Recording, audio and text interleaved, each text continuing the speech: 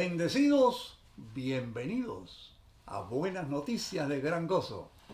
Estás mirando periódicamente este canal y este programa y ya te es muy familiar Buenas Noticias de Gran Gozo. Este mundo en el cual tú y yo vivimos se está hundiendo, está hecho pedazos económica, política, religiosamente en muchas partes. Hay lugares del mundo que hay millones y millones de personas que no se permite hablar de Cristo, porque te quitan el trabajo o te entran a palo, te destituyen de la comunidad y tienes que irte a otro lugar. Y hay lugares en este mundo donde hay tanta ignorancia de Jesucristo, que son millones de personas. Y sin embargo, a través de las comunicaciones, televisión, radio, todo lo que se escribe, que la gente puede tener, pues literatura para poder ver, está siendo alumbrado aquel que necesita ser alumbrado de parte de Dios. Y quiero compartir contigo una experiencia que tiene que ver con el Espíritu Santo. El Espíritu Santo, que es Dios, el Espíritu Santo que cuando Jesús subió vino y ahora está en la tierra representando a Dios, tomando de Jesucristo y haciéndote saber lo que Él enseñó. Así dijo el Maestro: tomará de lo mío y te lo hará saber y te recordaré todo lo que yo dije. El Espíritu Santo, muchos han enseñado y se han escrito, nosotros hemos escrito también un libro que se titula Lleno del Espíritu Santo. Y a veces se menciona una forma, un método, una manera de vivir para que tú puedas ser lleno del Espíritu, para que tú recibas el Espíritu Santo. Y yo no me opongo a que una persona diga que un comportamiento tiene beneficios físicos y espirituales. Yo no me opongo a eso. Pero el hecho de que una persona reciba y se llene del Espíritu Santo por portarse bien, la Biblia dice que el Espíritu Santo viene aquel que recibe en su espíritu el reposo, que está reposando, que el Espíritu te dice: tú eres hijo de Dios. El Espíritu Santo dice a tu espíritu, a mi espíritu, que somos hijos de Dios. Y quiero compartir contigo este pensamiento. El capítulo 10 que escribió Lucas en la carta a los Hechos habla de un hombre que era como un general romano allá en Cesarea y se llamaba Cornelio. Y dice que Cornelio era temeroso de Dios, era pío con toda su casa y hacía muchas limosnas al pueblo y oraba a Dios siempre. Esas características no son malas. Sin embargo, este era un hombre que le faltaba conocer a Jesucristo. Oraba a Dios, hacía limosnas, toda su familia estaba dentro de la sujeción, pero no conocía a Jesucristo.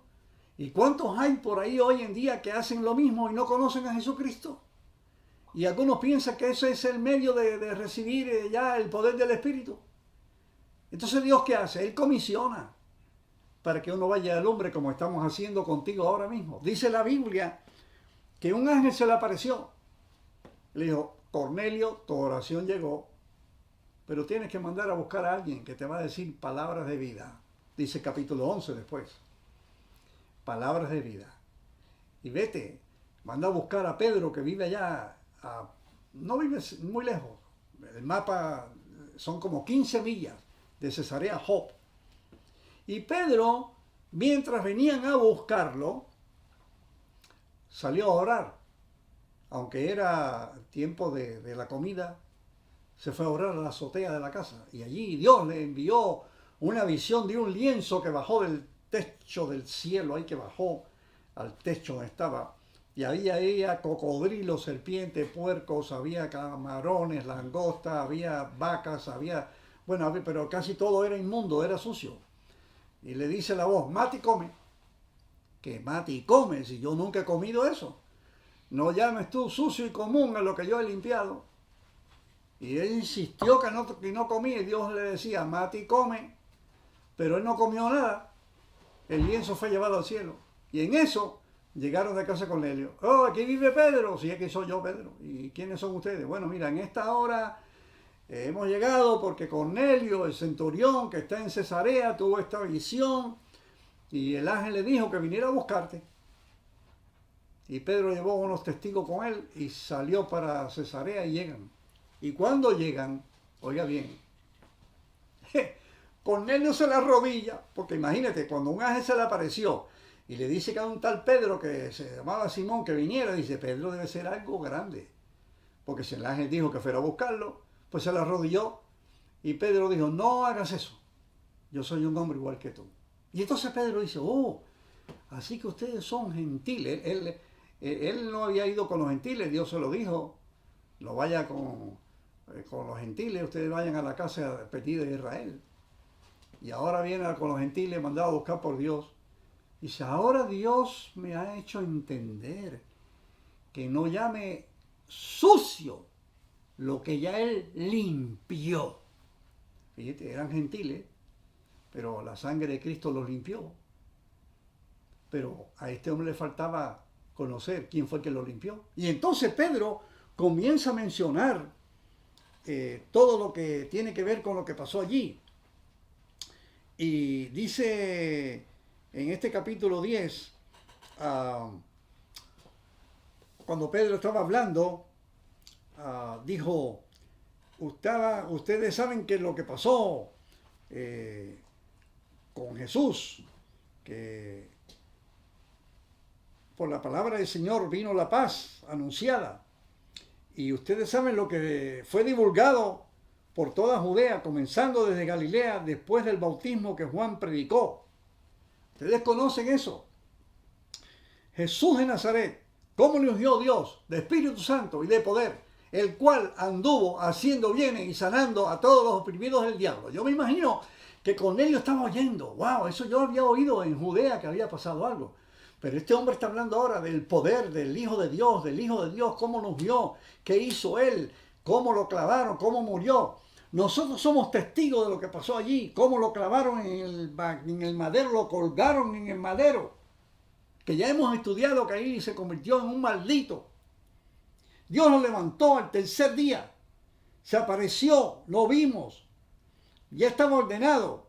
Y nos mandó que predicásemos al pueblo, testificásemos que Él es el que Dios ha puesto por juez de vivos y muertos. Y a este dan testimonio todos los profetas de que todos los que en Él creyeren reciban perdón de pecados por su nombre. Y dice, estando aún hablando Pedro estas palabras, el Espíritu Santo cayó sobre todos los que oían el sermón. Así que oyeron todo lo que necesitaban oír. Pero lo que le dio el golpe al clavo y entró hasta lo más profundo fue la palabra perdón. Entonces ahora Cornelio entendió, sí, yo era bueno, yo pagaba, le daba a la iglesia, hasta edificó sinagoga, dice capítulo 11, y oraba a Dios siempre, sujetaba a la familia, era un hombre pío, oraba, pero no, le faltaba el perdón. No importa lo bueno que tú seas, no importa lo que tú creas que tú estás haciendo en beneficio de tanta gente, si tú no sabes que tú fuiste perdonado, y perdonado, como dice Colosenses, todos los pecados pasados, presentes y futuros, porque si son los pasados y los presentes y tienes que perdonarte en el futuro, tienes que volver a matar a Cristo en la cruz. Lo que pasa es que tenemos que recordarle a Dios, dice Isaías 63, tú me perdonaste. Es lo único que tenemos que recordarle, y recuérdame que yo te perdoné, eso es todo. Gloria a Dios. El perdón trae paz. El perdón quita sentimiento de culpa. El perdón trae reposo. Y cuando una persona está en reposo y una persona no tiene sentimiento de culpa y una persona está segura en Dios, entonces el Espíritu Santo puede llegar y llenarte de poder. Pero mientras la iglesia esté en pecado, la iglesia se va a perder y los hermanitos todos estén ahí viviendo inseguros, el Espíritu Santo está así, mira, esperando hasta que no quede libre y esté reposada, no puede usarla. Y es lo que millones de gente está sufriendo hoy en día, no está reposando. Padre, gracias por Jesús. Gracias por el perdón y la liberación por la sangre. Bendice y confirma en el nombre de Jesús. Amén y amén.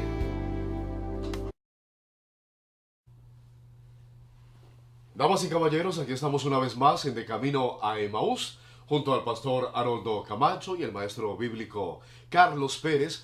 Bueno, discutiendo en el buen sentido de la palabra, este hermoso versículo en el cual el Señor caminaba junto a Cleofas y a otro discípulo al cual la palabra no registra su nombre, discutiendo la palabra, abriéndoles las escrituras acerca de lo que había sucedido en Jerusalén en aquellos días. Estamos muy cerca ya de vivir Semana Santa y obviamente es un muy buen tema para tratar justamente por el tiempo que se acerca, en donde vamos a ver que la experiencia del cristiano lastimosamente se pone por encima de la misma palabra, por encima del mismo Cristo. Y es lo que queremos descubrir aquí al hablar acerca de lo que nos dice la palabra. Estos dos discípulos que caminaban en ese momento, camino a sus hogares, discutiendo lo que había sucedido en Jerusalén, la crucifixión del Señor Jesús. Ellos hablaban de su experiencia, Sí. de lo que habían sido testigos, Sí. mas no tenían en cuenta la palabra, lo que la palabra había dicho que tenía que suceder con respecto al Señor Jesús. Ellos colocaron su experiencia por encima de la palabra. Lastimosamente hoy en día hay cientos de miles de Cleofas Exacto. dentro del cristianismo. Así que, maestro Carlos Pérez, bienvenido una vez más a esto que es De Camino a Emaús, pastor Haroldo. Y bueno, ¿cómo poder abordar esto que nos impide a veces ver más allá? ¿Cómo podemos hablar acerca de que la experiencia cristiana que vive un cristiano, ¿sí?, a veces opaca lo que realmente la palabra de Dios quiere que nosotros sepamos? ¿Cómo fue que Jesús los llevó de su experiencia, aún la experiencia de ver su vida, muerte y crucifixión? ¿Cómo fue que Jesús los llevó de allí a ver la esencia palabra, de la palabra, esencia de la la palabra? revelación de lo que la palabra realmente decía que tenía que pasar? Muy bien, aquí ustedes traen, gracias por la introducción, muy buena, ustedes traen a colación el hecho de que el ángel repite las palabras a las mujeres anteriormente. Antes de todo esto suceder, viene la expresión del ángel a las mujeres diciéndole que ellas tenían que recordar lo que él les había dicho, que él había de ir a Jerusalén, había de ser crucificado, había de ser sepultado y resucitaría al tercer día. Y estas palabras se repiten 3 veces en este pasaje. Los en todo ángeles este capítulo. citando las escrituras. El ángel también. citó las escrituras a las mujeres y después bello. Cristo 2 veces les remarca, le vuelve Reitera. a reiterar a los discípulos Las escrituras, que las escrituras son la las llave. escrituras. Es decir, que aquellos discípulos tenían un conocimiento, por así decirlo, romano de lo que había sucedido en ese fin de semana, pero no tenían, Habían sido testigos. exactamente, ellos habían sido testigos de esto, pero no tenían un conocimiento mesiánico de lo que esto significaba de acuerdo a las escrituras. Y este es el esfuerzo que Cristo está haciendo ahora por traerlos de vuelta a las palabra. escrituras, a la palabra, porque en la palabra está la explicación que ellos necesitan. Ahora, Carlitos, se explica la palabra mesiánico, porque para algunos, inclusive este servidor, a ver, recuérdame, mesiánico. Sí. Aclaremos la palabra. Cuando hablamos de la palabra mesiánico, estamos dándole un trasfondo antiguo testamentario, del Antiguo Testamento.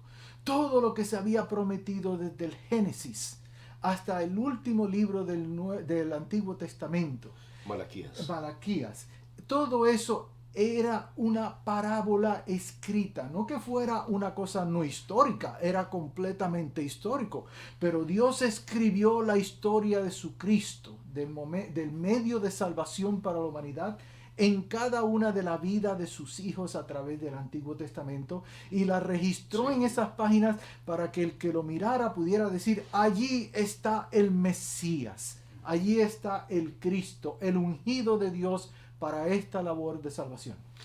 ¿De qué manera, Pastor Haroldo, el Señor les descubre las Escrituras. Les da esa revelación en la cual ellos dicen, wow, ¿con quién veníamos caminando de tiempo atrás? A mí me hubiera gustado ser un piojito en la cabeza de uno de estos discípulos, ¿no? De Cleofas. De Cleofas. No, y es muy bonito, porque un discípulo tiene nombre, Cleofas, y el otro discípulo queda sin nombre. Es una gran pregunta, ¿no? Como lo hay tantos discípulos hoy en el mundo nombre que y el otro no. se sienten que yo no tengo nombre. Al discípulo no conocido. Al discípulo no conocido. Es decir, Jesús también conoce tu nombre, aunque no tú creas que tu nombre no es está conocido, registrado, claro. Está registrado. Jesús también habla esto a ti. Ahora, ¿de qué manera? Porque en esa caminata de 3 horas, Jesús, sin tener un rollo, ni todos los rollos de la escritura, porque todos en aquel entonces eran rollos, eran pergaminos, Sí. sin tener un computador en el cual estaba haciendo un Google Search, No tenía los ¿no? problemas. Comienza dando ejemplos, yendo libro por libro y tomando narraciones de la escritura, diciéndole a los discípulos cómo esa parte de la escritura señalaba Al él, Mesías. al Mesías. Claro, ¿acaso no es necesario que se cumpliese la escritura, Todo lo que fue dicho por el profeta, Ahora, ¿por qué Lucas no registra esas palabras de Jesús en cuanto que registran capítulo, versículo de Génesis, de Éxodo, de Levítico, de toda la ley, de los Salmos, más extensamente, ¿no? Daniel? En más detalle. ¿Por qué Jesús no hace eso? Lo simplificó. ¿Por qué Lucas deja eso colgando allí? Como que a uno le da pica, como que, a ver... Dime más. Y es Quiero saber precisamente... mucho más. Y es precisamente para que uno vaya a las escrituras Exactamente. y busque esos lugares de las escrituras. Claro, te anima, ve, regresa. El tiempo corre demasiado. ¿En qué momento han pasado ya 10 minutos? ¿Cómo poder concluir este pensamiento hermoso de regresar a las escrituras? De que la vida cristiana no es solamente una experiencia, que la experiencia es totalmente válida, pero ¿cómo podemos regresar nosotros a las escrituras? Bueno, es la tendencia natural de todo hombre que ha nacido de Adán, excepto por Cristo, de tener esa tendencia de buscar una explicación en sí mismo a todas las cosas que suceden. Sí. Y Cristo aquí está llevando a los apóstoles a un nuevo lugar donde ellos nunca jamás habían estado. Y es el lugar de ellos verse no a través de lo que ellos piensan de sí mismos, sino a través de lo que Dios piensa de su Cristo, de lo que Dios piensa del Hijo. No nos debe importar lo que Dios piensa de nosotros, sino lo que Dios piensa de ese Cristo precioso que se convirtió en nuestro sustituto, nuestro representante, nuestro garante, nuestro salvador. Y eso es lo que Él quiere que ellos vean para que testifiquen al mundo: la obra de Dios ha sido hecha. Es decir, que nosotros debemos tener siempre nuestra mirada en la cruz del Calvario. Siempre. Nuestros ojos fijos en La cruz. Jesús. En ese consumado es que dijo Jesús cuando Él estaba en la cruz y exclamó: hecho está consumado, se acabó, como para decirnos: he terminado la obra, que es lo que dijo Jesús. De tal modo que si nosotros nos fijamos en esa pregunta, ¿qué piensa Dios de nosotros?, vamos a estar tristes como los discípulos de Emaús. Si nos ponemos a Sin pensar, esperanza, sin esperanza, pero si nos concentramos en la otra pregunta, ¿qué es lo que Dios piensa de su Cristo? Y que ese Cristo es nuestro sustituto y presenta su vida perfecta a favor de nuestra vida imperfecta. Nuestros corazones van a arder como el de Cleofas y el del Amén. discípulo no Amén. conocido. Y Carlos, yo sé lo que Él piensa de ese Jesús. Él piensa: este es mi Hijo amado, En el quien yo cual me tengo complazco. supremamente En este me complacencia. complazco. Amén. Y si ese es tu representante, querido amigo, Ese es tu ticket al cielo. Amén. Bueno, se nos ha acabado el tiempo. Regresamos en nuestro próximo clip. Esto es De Camino a Emaús. Gracias. Dios les bendiga. Estábamos diciendo en capítulos anteriores, en este tu programa de Buenas Noticias de Gran Gozo, en tu segmento de Conociendo a Dios, y que íbamos a presentar algo interesante sobre el Evangelio. Lo hacemos recurrentemente. Cada determinado tiempo volvemos a hablar de la esencia del Evangelio, de las buenas noticias de Gran Gozo. Y dijimos que en la palabra dice Dios que ya nos conoce. Y dice todo lo malo que somos. Eso ahí está. Velo en Romanos capítulo 1, capítulo 2. A donde dice inclusive que todos somos pecadores, por cuanto todos pecados, todos estábamos destituidos de la gloria de Dios. Entonces dimos una fórmula en el último capítulo. Dijimos que la fórmula era muy sencilla, tú la sabes bien y yo estoy seguro que de sexto año, primaria y secundaria te la enseñaron. Vamos a aplicarla. En la Biblia dice que todos éramos pecadores, por cuanto todos somos pecadores, ¿estás de acuerdo? Bien. Ahora, fíjate muy bien, pon atención. Ahora, dice la Biblia que Cristo murió por el pecador. ¿Te acuerdas que vimos Mateo 9:13? Entonces, si Dios murió por el pecador, o como vimos en Romanos 5:8, prueba que te amen, que aún siendo pecador, Él murió por ti. Entonces quiere decir que Él murió por los pecadores. Y si pecadores éramos todos, entonces Cristo murió ¿por quién? Ya te sabes la fórmula, murió por todos. Entonces el Evangelio es ir a comunicar que Dios ya previó en la cruz para todos. Él ya extendió la salvación, pero he aquí la gran nueva. No te extendió un certificado. Fíjate muy bien esto que te voy a decir. No te extendió un certificado, no es exactamente así. No lo hizo y lo puso en el aire. O como decimos en algunos lugares en México, lo escribió sobre el hielo, ¿no? No. ¿Sabes qué pasó en la cruz? Se intercambió. ¿Estamos de acuerdo? Te vamos a presentar ahí un versículo del libro de Isaías. Y te vamos a hacer ver que Él es el que fue al juicio por ti y por mí. Él pagó por pecadores.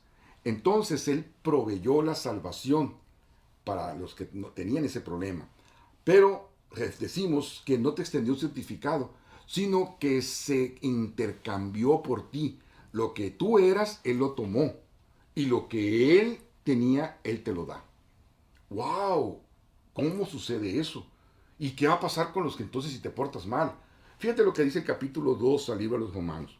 Por lo cual eres inexcusable, oh hombre, quien quiera que seas tú que juzgas, pues en lo que juzgas a otro, te condenas a ti mismo, porque tú que juzgas, haces lo mismo. ¡Wow! Entonces quiere decir que tenemos que tener cuidado con el juicio, porque si lo aplicamos a nosotros, únicamente lo que recibimos es condenación. En la Biblia dice, el pecado es muerte. Entonces la Biblia te señala únicamente a tu pecado. Y si tú señalas una caída de alguien, señalarás con base en la ley, y con base en la ley te dice únicamente es muerte y la muerte es para ti. Entonces lo único que hagas es llenarte de condenación. Entonces, el juicio le correspondía a Dios. Pero dice el capítulo 8 del libro de los Romanos, en que no nomás intercambió por el pecador, sino que dice que le dio el poder de juzgar a Cristo, pero que Cristo no tomó ese papel de juez, ni tomó el papel de abogado, como a veces decimos, sino que fíjate bien lo que dice el versículo que estás viendo, sino que Él tomó el papel del pecador, de ti y de mí. Así es que entonces no extendió un certificado, sino que se intercambió en la cruz, por lo cual hay buenas nuevas para ti y para mí. ¿Por qué? Porque la sala del juicio quedó vacía. Él se intercambió, en lugar de ser juez, en lugar de ser abogado, se convirtió en el acusado que éramos tú y yo. Y entonces lo que Él tenía, nos lo dio a nosotros. Él nos dio su capacidad, Él nos dio su espíritu, dice la palabra de Dios, y vive en nosotros. Ahora bien, entonces, ¿qué dices tú de todo el que se porta mal? Bueno, es que todos somos pecadores, pero hay solución para el que se porta mal. Entonces hay que llevarles, ¿qué hay que llevarles? Hay que llevarles la solución, hay que llevarles el antídoto, hay que comunicarles que ya Dios proveyó. Y dice la palabra de Dios que eso va a cambiar su corazón. Ese es el sentido del nuevo pacto. Ezequiel 36, 26 y 27, ahí te dice que Él lo que hizo fue cambiar este corazón, y te vamos a dar estos otros dos versículos que aparecen en pantalla para decirte que Él hizo perfecto para que tú fueras perfecto. Él se entregó completamente por ti, por los pecadores, para que hubiera solución a los pecadores. Te quitó de la sala del juicio y se convirtió Él para que cuando tú vieras eso pudiera cambiar tu corazón. Y entonces sabes que tienes salvación, pero también sabes que tienes solución para esta vida. No es que te tienes que portar mal para que la gracia abunde, no. Porque cuando sigues a ese que hizo la cosa que hizo en la cruz y te cambió por ti, tú vas a ver las cosas diferente. Entonces vas a poder ver que Dios te da la mejor manera de vivir bien y vivir como un hijo de Dios. Quiero que sigas con nosotros. Que Dios te bendiga ricamente. Mi corazón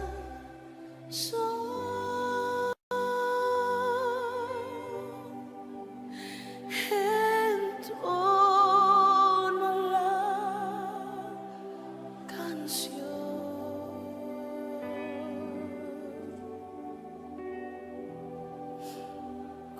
Cuán grande es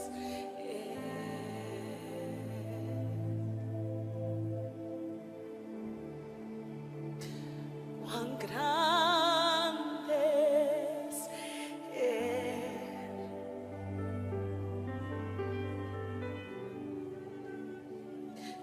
mi corazón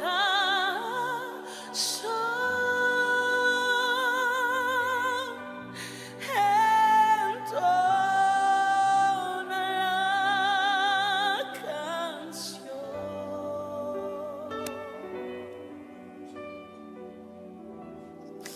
Cuán grande es